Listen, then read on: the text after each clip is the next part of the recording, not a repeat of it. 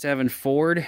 We're going to put a move bumper kit on this thing, and we're also going to add some snowplow mounts for a Fisher snowplow. Follow along as we go through this kit and get it on for this client. Thanks.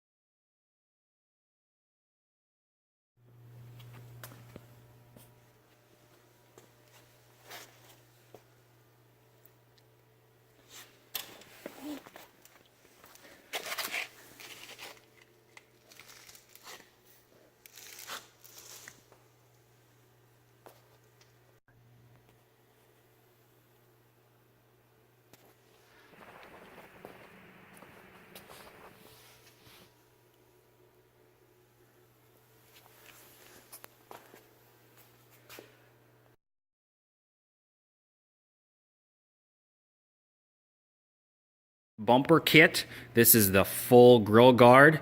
So the bumper will go on here, and then the full grill guard covers all the way across the headlights. We've got the snowplow mounts on, which helps straighten out the original bumper attachment angles on the frame from the factory. The old bumper was pretty twisted. Plow mounts straighten that out. We do have that shiny piece there, and this one here, that's also part of the move bumper system. And these brackets weld onto there. Then the front piece goes on, and from there we fab up the rest of the bumper kit. So follow along as we get this put together for the client.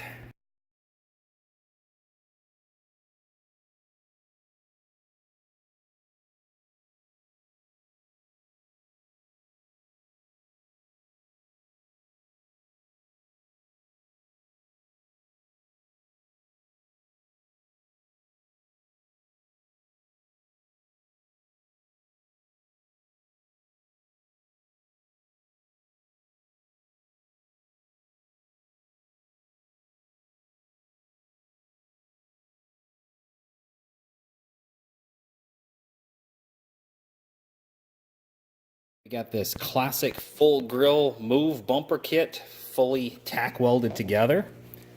Everything's on there, the tubes tying into that bumper down there. We've got the horns on. We've put a few full welds on, just on these top horns. And then we've got to come in, we're going to take this thing off the truck.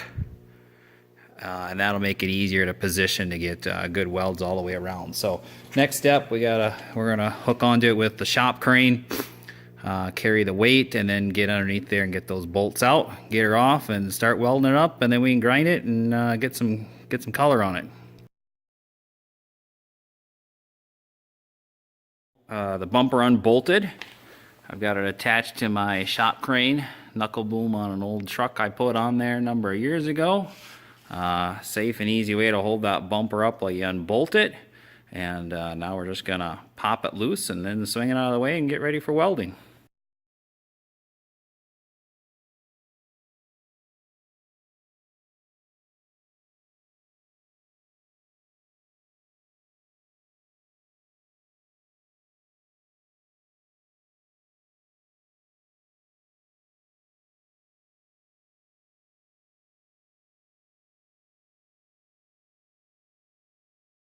All right, we've got the whole bumper welded up now, and I've started grinding down the welds to make everything look pretty and finished.